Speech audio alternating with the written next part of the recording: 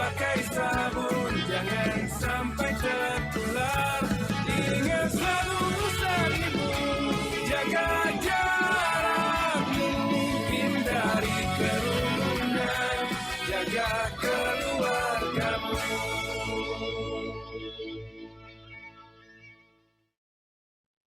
Assalamualaikum warahmatullahi wabarakatuh. Halo pemirsa, selamat pagi. Gimana kabarnya hari ini? Semoga tetap semangat dan juga sehat ya dalam beraktivitas.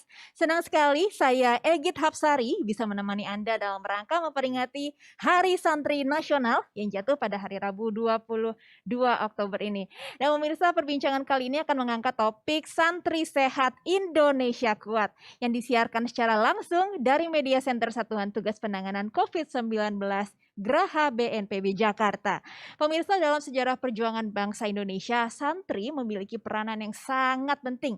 Resolusi jihad yang dipimpin pendiri Nahdlatul Ulama Kiai Haji Hashim Asy'ari mengusir tentara kolonial Belanda di Surabaya pada 22 Oktober ini menjadi cikal bakal lahirnya Hari Santri Nasional. Peringatan Hari Santri Nasional tahun ini bertepatan ketika seluruh elemen bangsa berjuang melawan pandemi COVID-19 dan tradisi kedisiplinan yang selama ini diajarkan kepada para santri serta keteladanan dan sikap kehati-hatian kiai serta pengasuh pesantren ini menjadi modal utama dalam mewujudkan iman, aman, dan imun. Hal ini terwujud dengan banyaknya pesantren yang ternyata berhasil melawan pandemi COVID-19.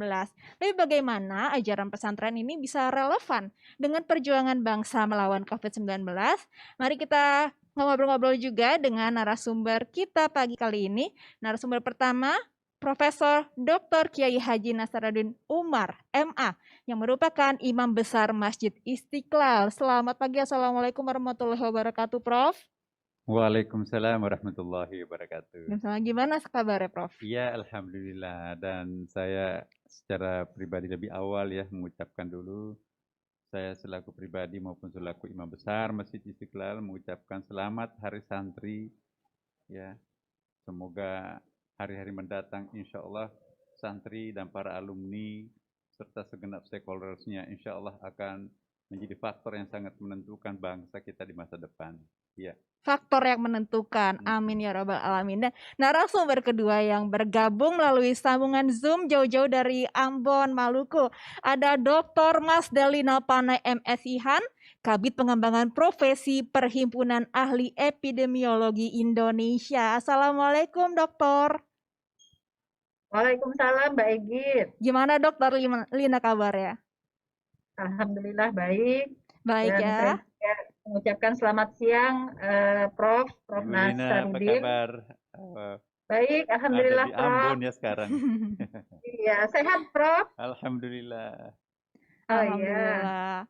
Jadi walaupun jauh-jauh untuk sekarang udah bisa Zoom, jadi kita bisa ngobrol bareng ya Prof ya. Nah pemirsa, sebagai informasi kondisi studio ini telah disanitasi, mikrofon yang kami gunakan juga sudah didisinfeksi, kami juga senantiasa menjaga jarak, dan talk show ini juga memperhatikan protokol kesehatan dan ditujukan untuk semua kalangan. Namun Prof, sebelum kita mulai diskusi kita pagi kali ini, silakan menggunakan hand sanitizer dulu. Oke.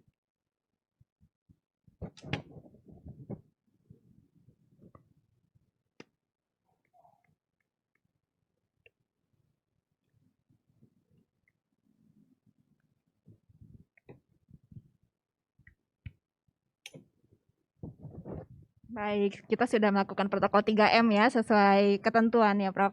Nah mungkin saya Berjarak tanya juga. dulu nih, ke Prof Nasar dulu. Ini kan memperingati Hari Santri Nasional. Namun gimana sih dari Prof Nasar sendiri memandang pandemi yang sedang kita hadapi bersama-sama?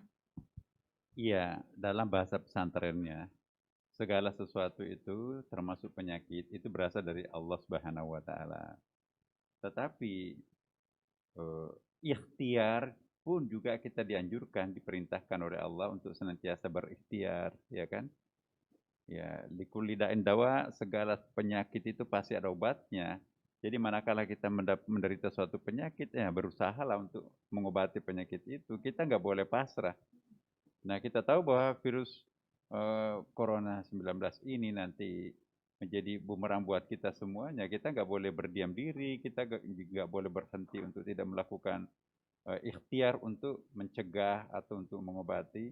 Nah, karena itu kita sebagai komunitas santri ya harus santri itu proaktif, seperti proaktifnya dulu ikut terlibat dalam memerdekakan Republik Indonesia ini kan.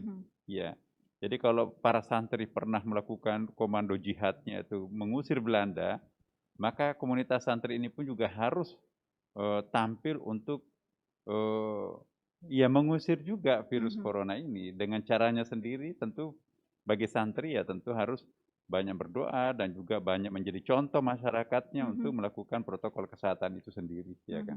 Jadi kalau kita dulu mungkin para santri berjuang mengusir penjajah, musuh yang terlihat. Nah, sekarang ini kita harus berjuang juga, santri-santri juga untuk berjuang melawan musuh yang tanda kutip tidak terlihat ya, karena ini sangat kecil sekali ya. Begitu ya, Prof. Nah, mungkin saya juga mau nanya-nanya juga ke Dr. Lina. Dokter, ini kan Hari Santri Nasional ini bertepatan dengan perjuangan kita melawan pandemi bersama-sama. Dan Santri Sehat Indonesia Kuat ini menurut Dr. Lina itu seperti apa sih, Dok, implementasinya? Baik, terima kasih Mbak Egit. Yang pertama, saya mengucapkan selamat dulu kepada pesantren dan para santrinya. Selamat ulang tahun untuk Hari Santri hari ini. Pesantren sendiri sebenarnya memiliki, dan santrinya ya tentu memiliki potensi yang besar untuk pembangunan kesehatan. Sebenarnya sejak dulu juga kita selalu bekerja sama dengan para ulama, alim ulama, para santri untuk memajukan sistem kesehatan kita. Ada banyak hal di mana kita membutuhkan banyak sekali nasihat dan banyak lagi sekali fatwa, baik dari majelis ulama maupun dari para ulama. Antara lain dulu kalau lihat historinya ya, program KB, kemudian vaksin halal, itu kita tidak pernah bisa terlepas dari para ulama dan pesantren. Nah, jadi peran pesantren dan santri itu sangat besar di dalam pembangunan kesehatan kita. Nah, terkait dengan pandemi COVID-19 ini, santri dan pesantren itu tinggal di satu populasi, tinggal bersama dalam waktu yang cukup lama, dan populasinya relatif lebih padat dibandingkan dengan populasi rumah pada umumnya. Iya, betul. Dan kemungkinan atau risiko tinggi untuk transmisi itu tentu lebih besar pada santri. Tapi sebenarnya jika santri itu tidak banyak terhubung dengan dunia luar, itu relatif aman, karena saya lihat beberapa pesantren juga menerapkan santri sebelum masuk mereka juga dilakukan testing bahwa mereka memang bebas COVID. Tetapi yang menjadi persoalan adalah pengunjung yang keluar masuk. Pengunjung yang keluar masuk ini tentu terpapar dengan populasi di luar yang memiliki risiko untuk transmisi. Seperti mungkin dari pihak keluarga atau kerabat begitu ya, Dok? Ya, begitu. Nah, jadi untuk populasi close population kita menyebutnya, maka ada beberapa tindakan yang dilakukan oleh kita di bidang kesehatan, seperti misalnya surveillance dan serosurvei kita menyebutnya secara berkala. Karena itu kita juga mohon dukungan dari para santri dan pengurus pesantren. Jika ada petugas puskesmas yang ingin melakukan serosurvei untuk melihat kesehatan teman-teman santri, itu mohon untuk bisa didukung. Kemudian yang kedua, para santri jika memiliki gejala yang ringan sekalipun, itu mohon untuk tidak disembunyikan.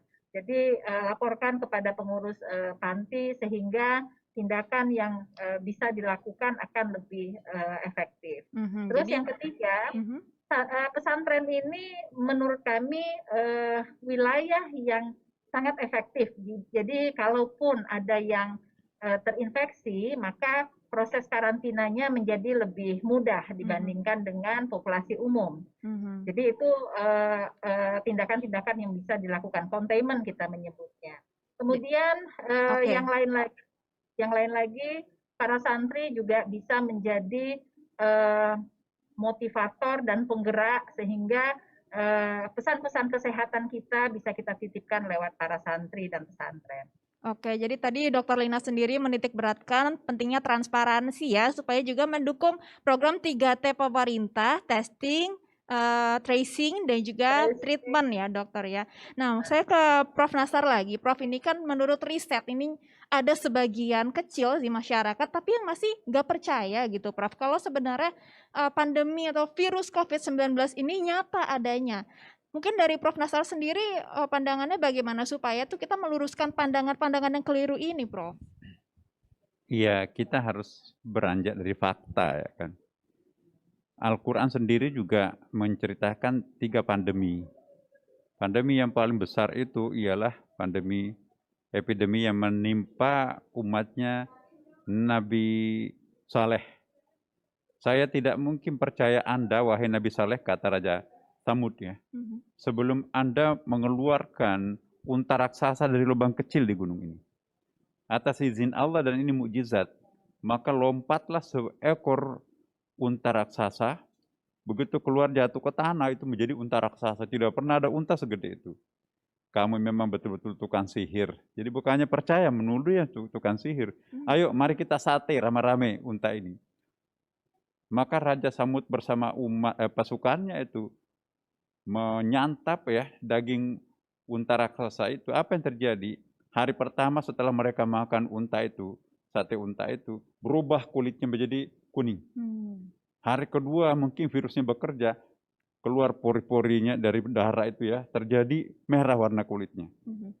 Dan hari ketiga mungkin empedunya pecah, cairan tubuhnya itu menjadi hitam, maka hitamlah seluruh kulitnya. Ujung hari ketiga, fasbahu fi diyarihim jathimin, mereka mendengarkan suara yang menggelegar dari langit. Ya. Lalu matilah mereka bergelimpangan di rumahnya. Itu cara kerjanya menurut Profesor Dr. Opitz ya, ahli sejarah penyakit itu, mungkin Bu Lina tahu bahwa itu sejenis virus apa gitu ya, saya lupa bukunya itu. Tapi dia katakan bahwa itu adalah itulah penularan virus binatang kepada manusia yang pertama dalam sejarah. Yang pertama dalam sejarah. Dan itu apa yang terjadi? Nabi Saleh yang ada di sekitarnya yang tidak makan daging unta itu tidak berubah warna kulitnya dan tidak mendengarkan suara. Menurut Profesor Opitz itu mungkin karena saking ganasnya virus itu menyerang gendang telinganya seperti mendengarkan suara gitu kan. Padahal nggak ada suara apapun dari langit itu ya. Epidemi kedua yaitu yang paling dekat dengan kita sebetulnya. Tayran ababil tarmihim bil hijaratin min sijil. Raja Abraha akan memindahkan Ka'bah itu ke Yaman. Ada kakeknya Nabi Abdul Muttalib di situ. Ya, ini saya hanya penjaga.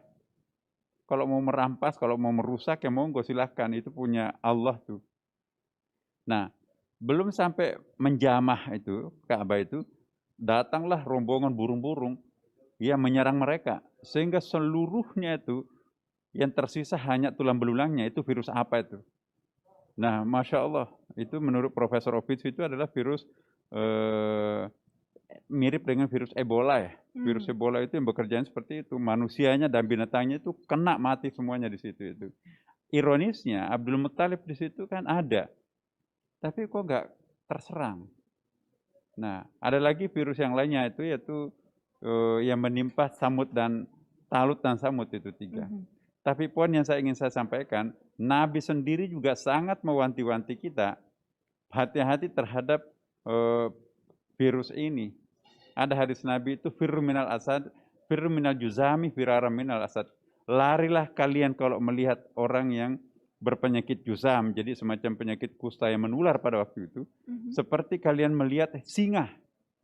Berani nggak kalau ada singa? Harus jauh. Pasti kita lari. Nah, lari. Dan Nabi juga mengatakan kalau berkembang virus di satu tempat, jangan masuk ke tempat itu, dan orang yang sudah terlanjur masuk ke dalamnya, jangan keluar dari tempat itu. Jadi ini sebetulnya protokol Nabi ini luar biasa. Nabi itu lahir mendahului waktunya. Nah, sekarang apa yang kita lakukan sekarang ini, sebetulnya itu mencontoh apa yang pernah dilakukan Nabi. Jadi kita tidak boleh mengingkari kenyataan bahwa virus itu ada dalam Quran. Pandemi itu ada, sekarang juga ada. Nah, kalau kita mengatakan tidak ada, itu melakukan pembodohan masyarakat, itu sangat berbahaya tuh. Tanggung jawab kita kalau kita memberikan informasi seperti ini kepada masyarakat. Nah, tanggung jawabnya di akhirat itu dipertanyakan nanti ya Prof. Iya. Jadi kita sebagai seorang muslim yang percaya, yang beriman juga sebenarnya sejarah dan juga riwayat Nabi sudah mencatat bahwa virus atau pandemi ini sudah ada dari zaman Nabi dulu ya, Iya, dan bagaimana Nabi itu menyikapi virus yang ada pada zaman itu, bahwa betul. kita harus percaya, tapi juga kita harus ikhtiar ya, tidak boleh Ikhtiar pasrah. saya lanjutkan. Mhm. Nabi itu kan sabda pertamanya, larilah kalian kalau melihat orang yang terjangkiti penyakit virus ya, Jusam pada waktu itu, seperti melihat singa. Tapi ada hadis baru sesudah itu, Nabi makan dalam satu baki yang sama bersama dengan orang yang berpenyakit Jusam. Ini kan kontradiktif ya kan? Sebetulnya enggak. Nabi tidak pernah berhenti begitu ada virus yang mewabah dalam masyarakatnya.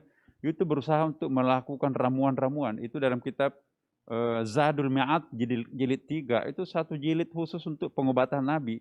Ramuan-ramuan itu. Dan sampai kepada sebuah ramuan untuk bisa memproteksi bahwa penyakit Jusam itu sudah tidak menular lagi. Nabi mendemonstrasikan makan dalam satu baki yang sama dengan orang yang berpenyakit lepra atau kusta menular pada waktu itu.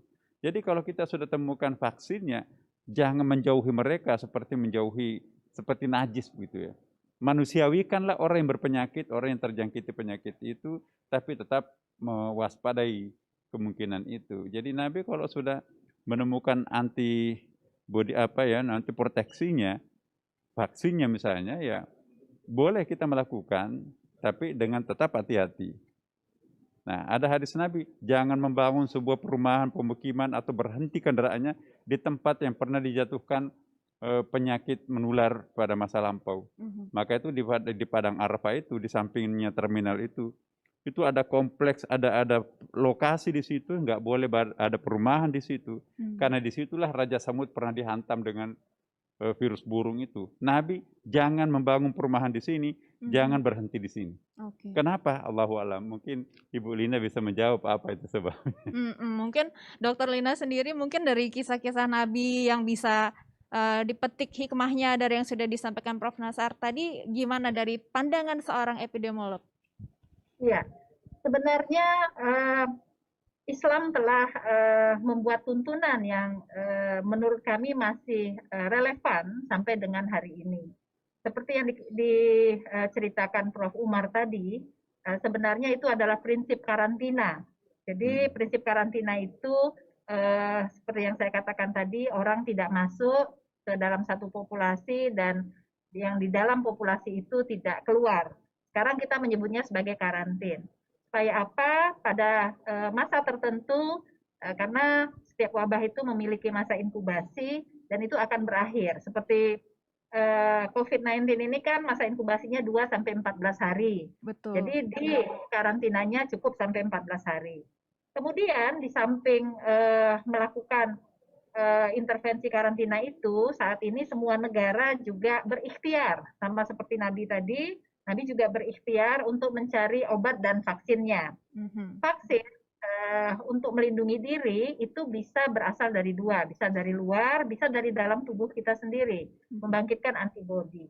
Karena itu santri-santri dan pesantren termasuk kita semua diminta untuk tetap menjaga dan meningkatkan antibodi kita untuk menghadapi semua penyakit. Karena sampai hari ini COVID-19 ini obat dan virusnya masih dalam proses penelitian untuk didapatkan obat yang baik. Sebenarnya histori tentang wabah itu sendiri saya kira ada banyak di dalam buku-buku dan di dalam jurnal. Kita kalau kita baca ada satu jurnal itu Plague in Early Islamic History di Journal of American Oriental Society itu juga menyebutkan ketika dia menyerang satu wilayah pada sejarah Islam waktu di awal-awal seperti yang diceritakan oleh Prof. Nasaruddin tadi. Sudah berabad-abad yang lalu begitu ya Dok ya sebetulnya. Ini bukanlah sesuatu yang baru sebenarnya. Dan metodologi untuk melakukan pengendaliannya juga masih relevan sampai hari ini.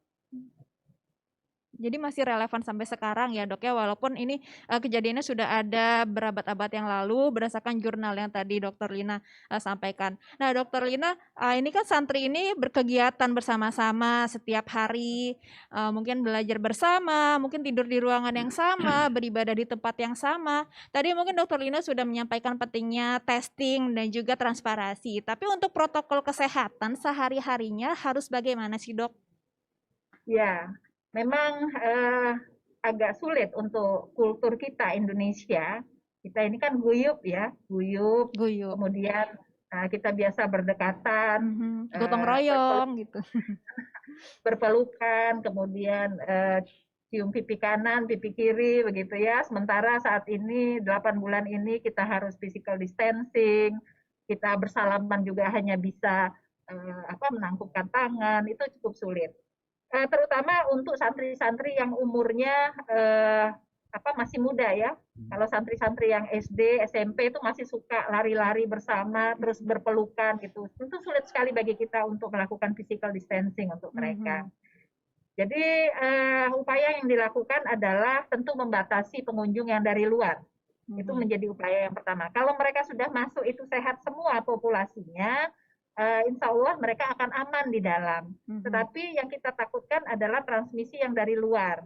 Jadi membatasi kegiatan di luar itu juga menjadi concern. Kemudian yang kedua, untuk santri sendiri mohon diingatkan, kalau mereka sakit itu jangan tidak melapor gitu, atau jangan disembunyikan gitu ya, Dok.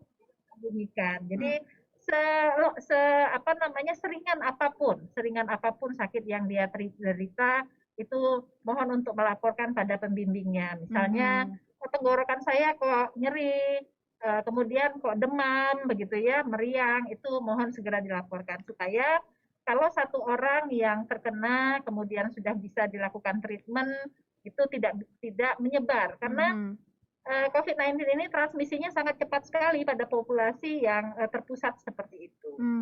Apalagi ini COVID-19 ini bukan hanya bergejala ya, tapi juga banyak juga persentase pasien yang ternyata tanpa gejala ya, Dok. Iya.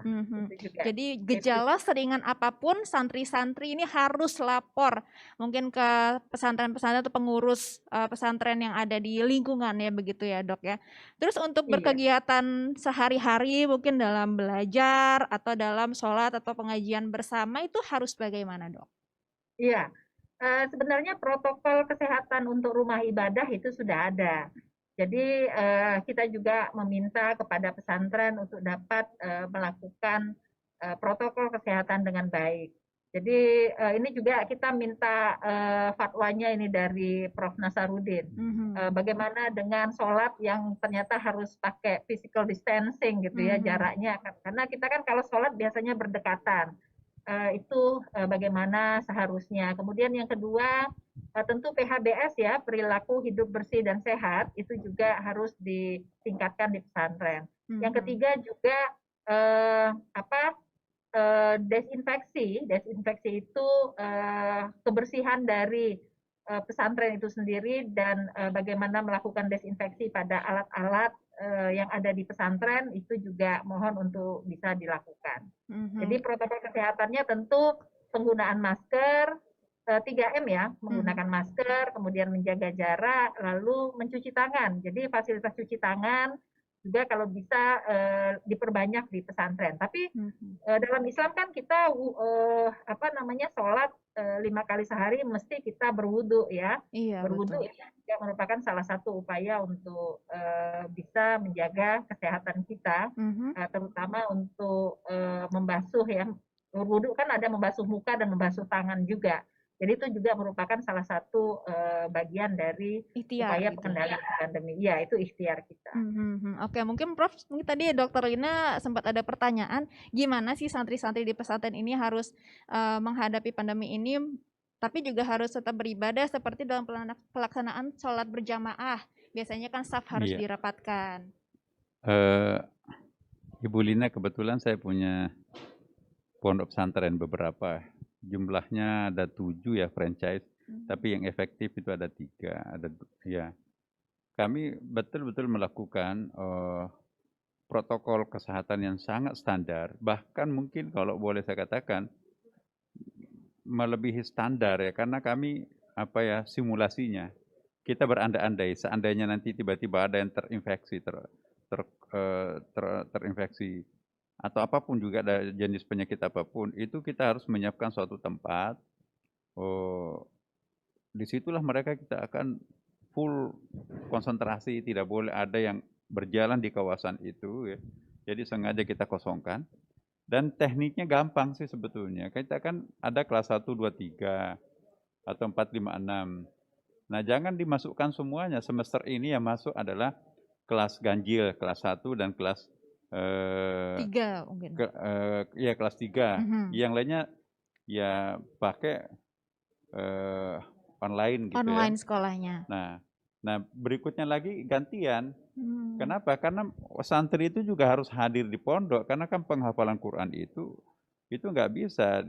Misalnya kalau anak itu suruh menghafal Quran, guru penghafalnya di pondok, ya anak-anaknya di rumahnya, jangan-jangan di hadapan kita itu, tapi di bawahnya dilihat Quran gitu kan, itu susah dikontrol. Nah, di samping itu juga ada pengetahuan yang memang harus face to face antara santri dengan kiainya. Nah, satu-satunya cara adalah kita menciptakan sendiri sistem yang sedemikian rapih ya kan. Misalnya di masjid seperti tadi disampaikan, mau tidak bisa ditawar. Memang ada hadis, ya pada saat kita mau memulai sholat itu, imam dianjurkan untuk mengingatkan kepada jamaah untuk rapatkan. Isfahu sufakum rahimakumullah. Jadi rapatkanlah barisannya.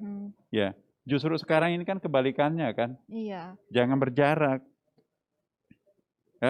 Jangan menempel gitu. Jangan nempel, harus 1 meter, berjarak. 1,5 meter, kami pakai 1,5 meter. Betul. Nah, 1,5 meter itu pun juga itu selang-seling.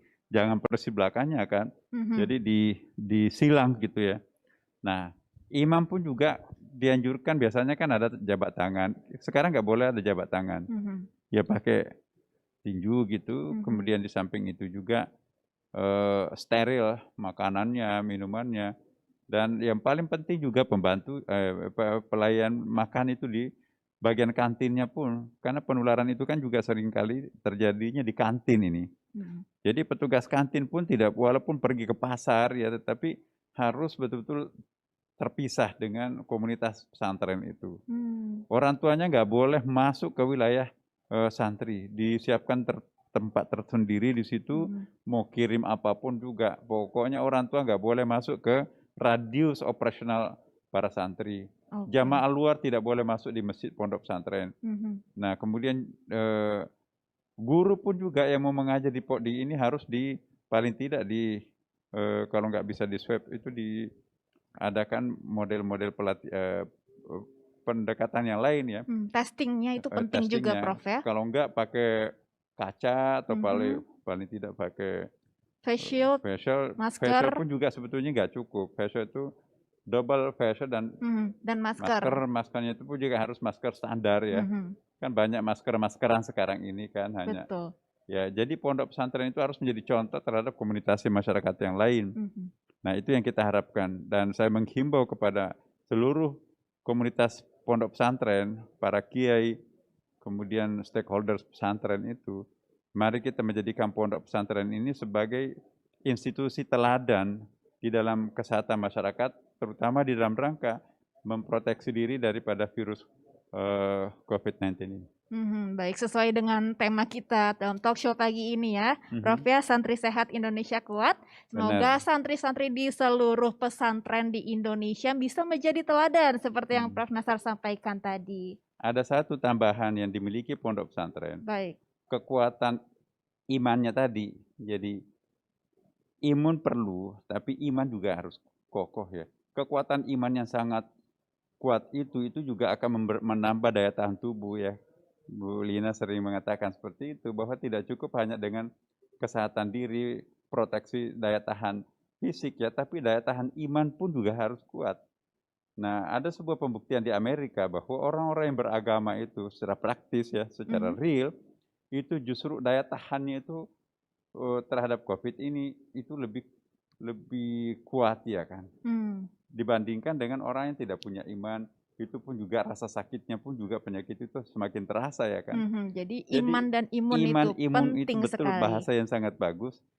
Mestinya jangan hanya sekarang, tapi akan datang pun seandainya virus ini sudah nggak ada, iman Baik. imun itu juga harus menjadi satu kata majemuk ya tuh kan. Kata majemuk. Baik, itu tadi pesan-pesan dari Profesor Nasar, iman dan imun itu penting sekali, dan ayo para santri di seluruh pesantren di Indonesia ayo menjadi teladan dan juga mengedepankan iman dan imun ya Prof. Baik Profesor Nasar, terima kasih sekali atas waktunya pagi kali ini, semoga bisa menjadi manfaat dan juga menjadi inspirasi bagi seluruh santri di Indonesia. Dan terima kasih juga Dr. Lina sudah bergabung dengan kami melalui sambungan Zoom. Semoga kita semua sehat-sehat ya, amin ya robbal alamin. Dan pemirsa, saatnya kita tiba di penghujung acara. Semoga bincang-bincang hari ini bisa bermanfaat ya untuk kita semua. Dan tak lupa kita ingatkan untuk selalu menjaga protokol 3M. Memakai masker dengan benar, menjaga jarak dan menghindari kerumunan, mencuci tangan pakai sabun dan air mengalir. Kita juga harus ingat pesan Pak Doni, Ketua Satgas Penanganan COVID-19 Bapak Doni Monardo, bahwa apa yang kita lakukan agar disiplin, patuh memakai masker, menjaga jarak, menghindari kerumunan, dan mencuci tangan ini belum sebanding dengan beratnya perjuangan dokter dan tenaga kesehatan yang merawat pasien di rumah sakit. Dan juga tadi sudah disampaikan juga Prof. Nasar bahwa mereka yang mengabaikan protokol kesehatan ini sehingga bisa menimbulkan korban jiwa ini bukan hanya dimintai pertanggungjawaban di dunia tapi juga di akhirat ya Prof ya. Dan demikian saya akhiri talk show kita kali ini. Saya Egit Hapsari bersama tim yang bertugas dan Profesor Nasar undur diri. Selamat pagi dan sampai jumpa.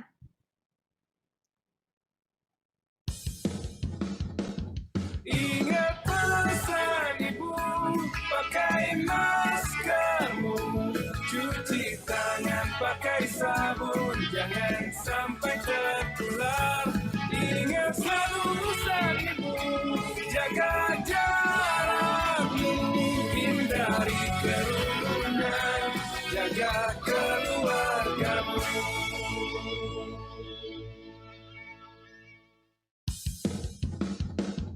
Ingat pesan ibu, pakai maskermu, cuci tangan pakai sabun, jangan sampai tertular.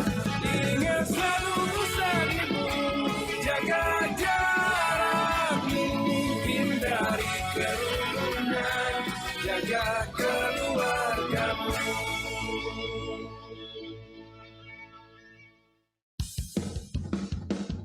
Ingat pesan ibu, pakai maskermu, cuci tangan pakai sabun, jangan sampai tertular. Ingat selalu pesan ibu, jaga jarakmu, hindari kerumunan, jaga keluargamu.